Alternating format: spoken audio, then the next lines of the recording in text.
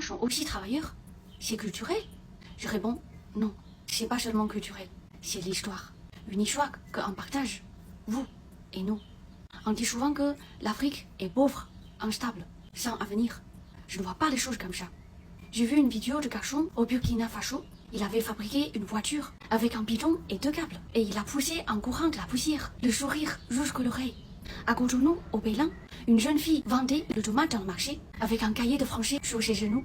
Elle révisait pendant la vente. Nouveau sur la chaîne, n'oubliez pas de vous abonner et d'activer la notification pour ne rater aucune de nos prochaines vidéos. Pourquoi je crois en Afrique? En Afrique, t'as pas de l'argent, pas de réseau, pas de deuxième chance. Mais t'avances, tu te débrouilles, tu fais tout ce que tu peux. Et malgré tout, le monde continue de te regarder de haut. Je comprends. La Chine aussi, on a commencé comme ça. Souvent, on me demande pourquoi les Chinois sont aussi travailleurs? C'est culturel? Je réponds non, c'est pas seulement culturel, c'est l'histoire.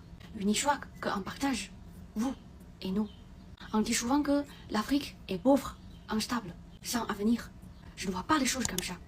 J'ai vu une vidéo de garçon au Burkina Faso. Il avait fabriqué une voiture avec un bidon et 2 câbles. Et il a poussé en courant de la poussière, le sourire jusqu'à l'oreille. À Cotonou, au Bénin, une jeune fille vendait le tomate dans le marché avec un cahier de français sur ses genoux. Elle révisait pendant la vente. À Abidjan, un jeune tenait une petite boutique de téléphone reconditionné. Pas de vitrine, juste une table, un parasol et un panneau au carton.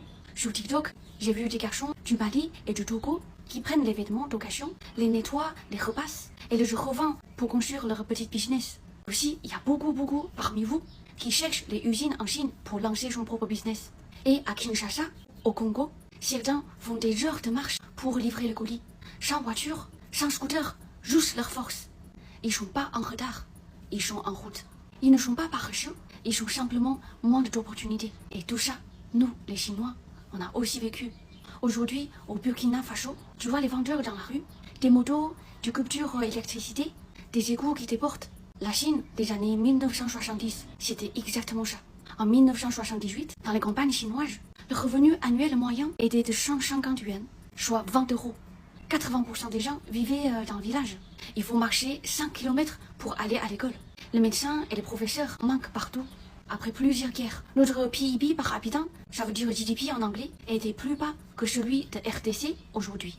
Tu te demandes peut-être comment on a changé ça? D'abord, on a commencé par ce qu'on savait faire, cultiver la terre.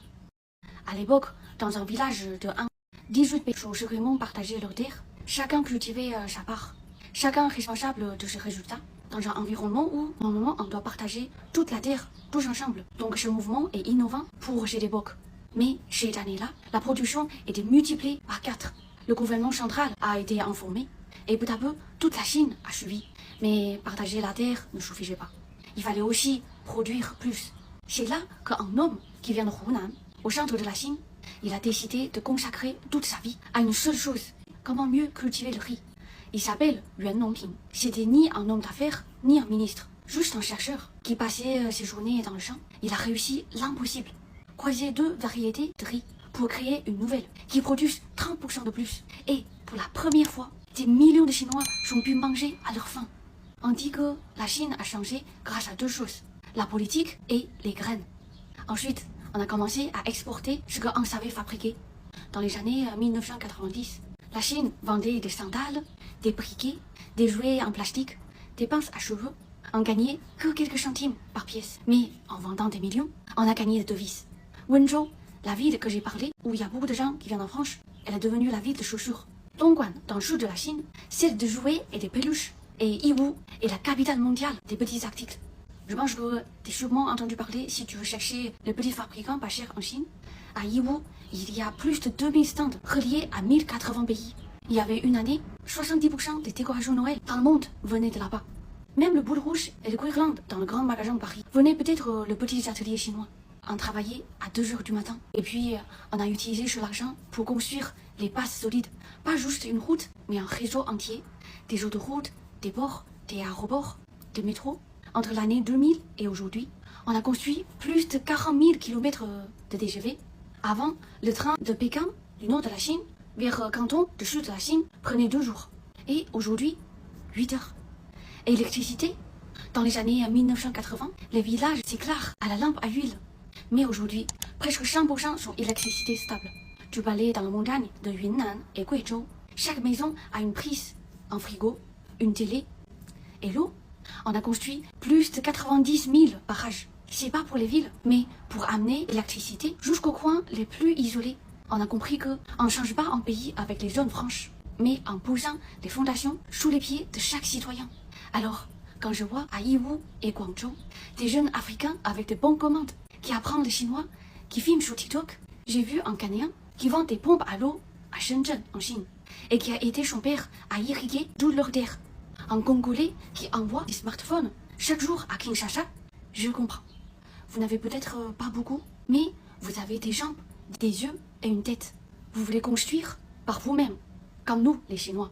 Mais déjà, je te dis, la Chine est puissante maintenant. Pourquoi tu parles encore de tout ça? C'est vrai. Aujourd'hui, on est le deuxième économie du monde. On a des trains, des fusées, des entreprises comme Huawei, le téléphone. Mais on est encore souvent mal vu. Dans les médias occidentaux, la Chine, c'est la pollution, la surveillance, la copie. Est-ce que tu as vu un documentaire sur les ouvriers chinois? Un scientifique chinois interviewé à la télé? Presque non. Souvent, on nous voit comme une main-d'œuvre silencieuse. Pas comme des gens avec des rêves et des idées. On part étudier, on dit qu'on triche. On investit, on dit qu'on envahit. On invente, on dit qu'on copie. Et même parfois, nos paquettes ont été mal compris ou moqués. Qu'est-ce qu'on peut dire pour tout ça? On dit juste, même si tu réussis, on ne t'accepte pas tout de suite. Mais c'est pas grave. On n'avance pas toujours avec des applaudissements. Alors, vous, mes frères et sœurs en Afrique, la route est dure. Mais ne baisse pas les bras. On sait ce que c'est d'être mal compris. Et on sait ce que c'est de gagner sa place petit à petit. C'est pour ça qu'on ne pense pas que l'Afrique est en retard. On dit, vous êtes en chemin. Et même si votre futur ne sera pas le même que le nôtre, je suis certain d'une chose. Il sera bien plus grand que ce que certains pensent et certains veulent vous faire croire. En 30 ans, la Chine a gagné 10 ans d'espérance de vie. Le taux de scolarisation dépasse 96%. On est passé d'un pays colonisé à la deuxième puissance mondiale. C'est pas un don, c'est de la persévérance. Alors, si tu vends sous le soleil, on tombe sur le marché et quand on te regarde de haut, souviens-toi, la Chine aussi a été méprisée. Mais on se relevait et toi aussi, tu peux. C'est pas d'une leçon, c'est du respect de peuple à peuple, de cœur à cœur.